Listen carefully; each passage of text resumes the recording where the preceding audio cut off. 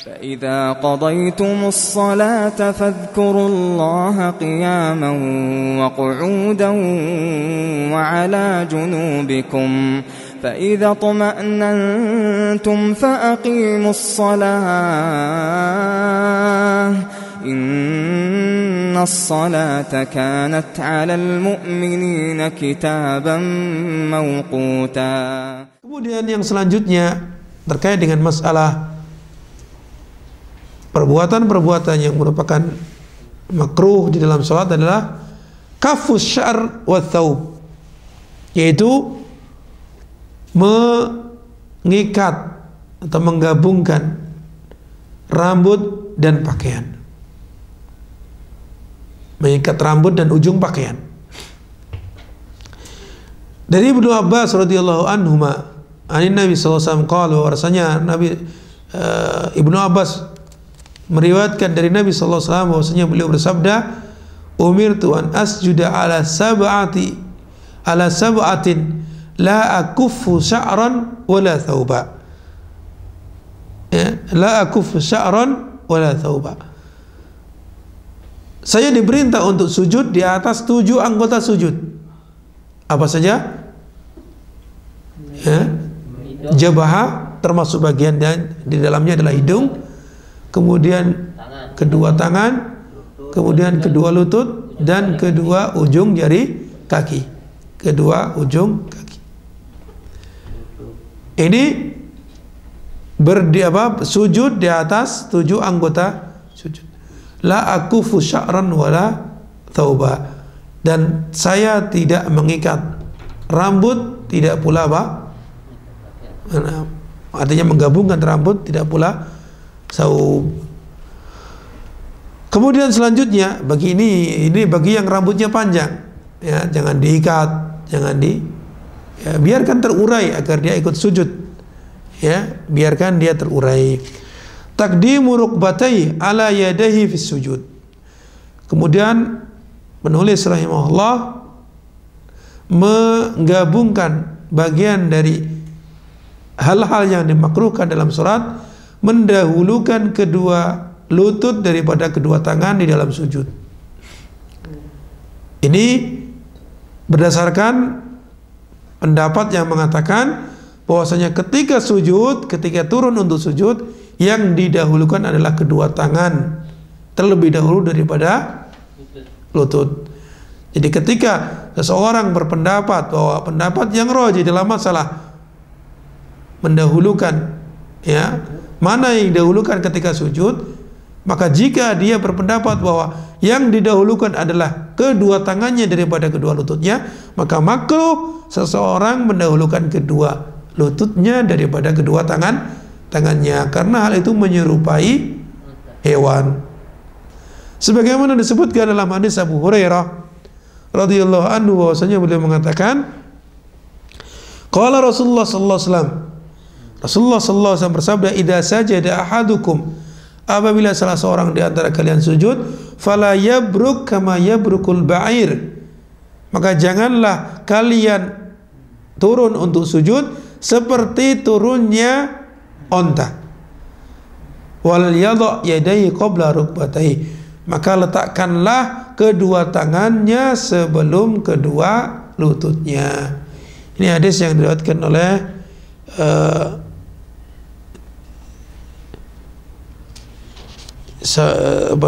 di dalam riwayat siapa ini? Riwayat jelaskan di sabaqa takhriju fi sunan shalah al-fi'liyah, setelah terdahulu takhrijnya.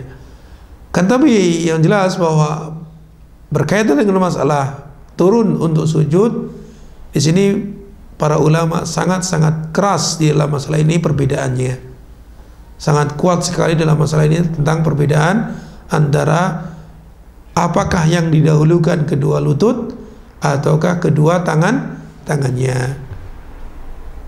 Ya, masing-masing memiliki pendapat sesuai dengan hujah-hujah mereka. Ibnu Qayyim rahimahullah menguatkan pendapat yang lebih mendahulukan kedua lututnya daripada kedua tangannya. Adapun hadis wal yadha yadayhi qabla rukbatayhi, beliau mengatakan ini adalah hadis yang kebalik, terbalik lafadznya begitu.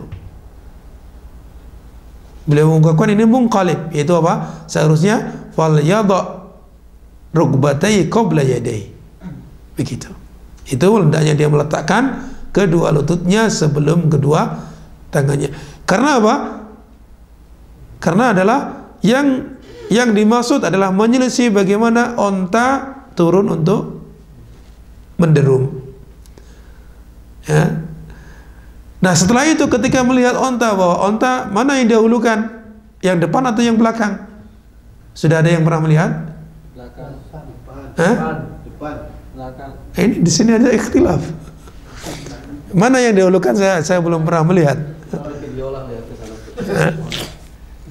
Atau pernah melihat tapi lupa. Sama kerbau nggak? Kalau kerbau depan dulu kan? Bukan kerbau, onta. Iya, kalau kerbau Belakang. Onta belakang. Saya? Depan. Ya, taib. Besok yang mungkin barangkali tinggalnya di dekat-dekat onta, ya dilihat, diambil gambarnya ketika turun. Berarti belakang ya. Belakang. Nah, para ulama berbeda pendapat lagi terkait dengan masalah apakah yang depan atau yang belakang.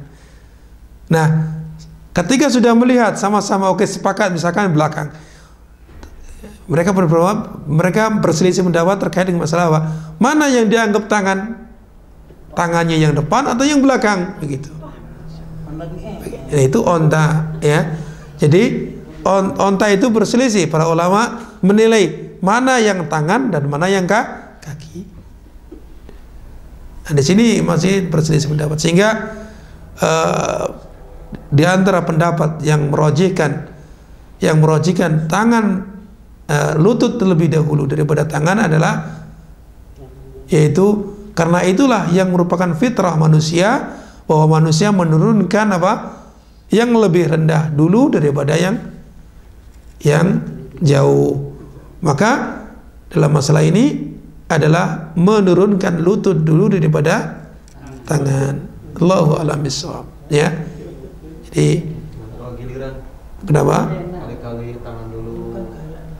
Tidak bisa sekali-kali tangan dulu kemudian sekali-kali lutut. Berarti dia sekali-kali dia menyerupai onta, sekali-kali tidak menyerupai onta. Begitu. Tapi memang di sini semua tak perhatikan lutut dulu.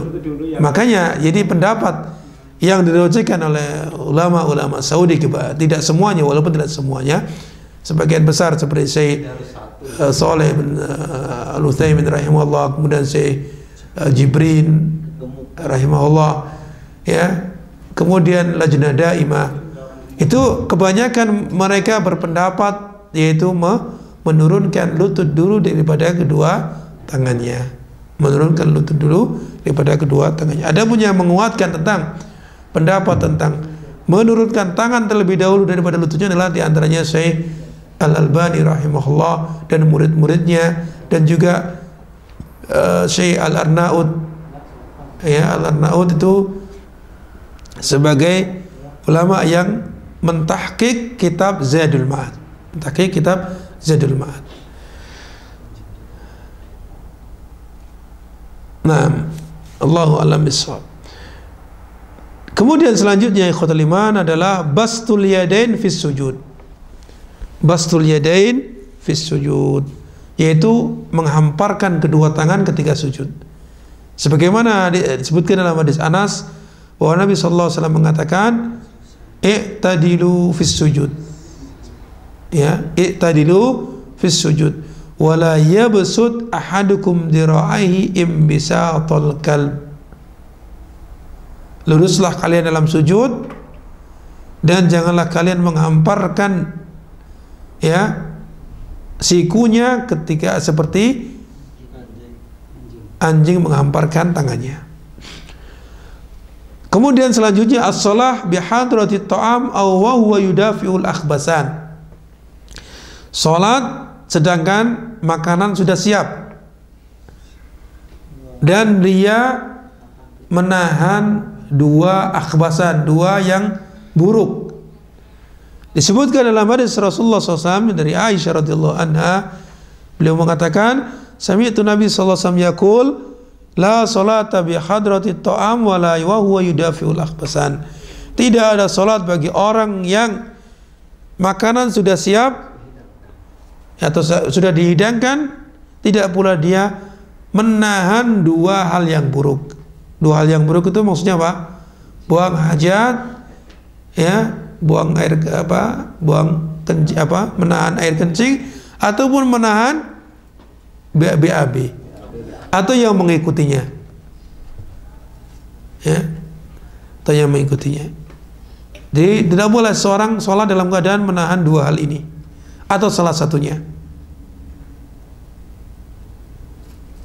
Jika dia, ya, sudah terasa dan tidak harus dikeluarkan, maka cepat-cepat keluarkan. Kemudian apa?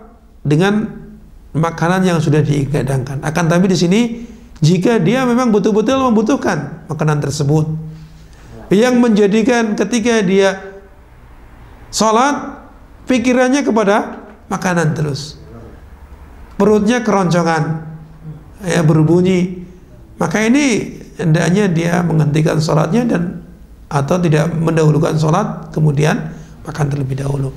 Seperti dalam keadaan apa? Dalam keadaan berbuka puasa misalkan, orang sudah sangat lapar, dia membutuhkan untuk makan, maka ketika dia makanan sudah dihidangkan, maka cepat-cepat dia makan makanannya dulu, baru kemudian dia menunaikan sholat maghrib dan seterusnya.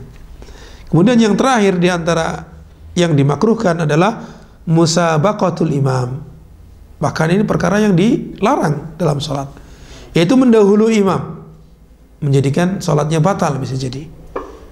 Sebutkan dari Abu Hurairah radhiyallahu anhu anin Nabi sallallahu alaihi wasallam yaqul, amma yakhsha ahadukum idza rafa ra'sahu qabla al-iman an yaj'al Allahu ra'sahu ra'sa khimar aw yaj'al Allahu suratahu surata himar. Waliyadu billah. Muttafaqun alaih.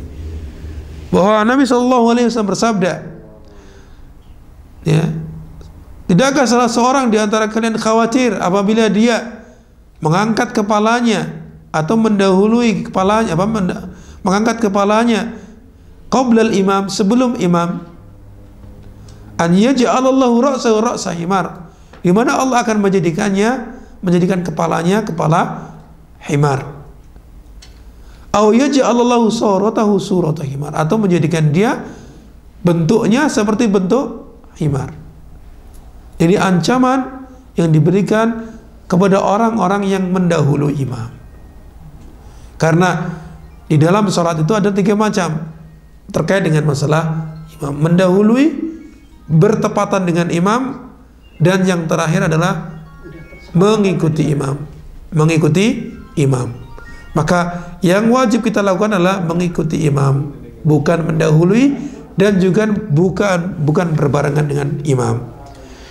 Itu saja yang dapat kita sampaikan pada pertemuan malam hari ini. Mudah-mudahan bermanfaat. Sallallahu alaihi wa sallam Muhammad wa ala alihi wa sahbihi ajma'in. Assalamualaikum warahmatullahi wabarakatuh.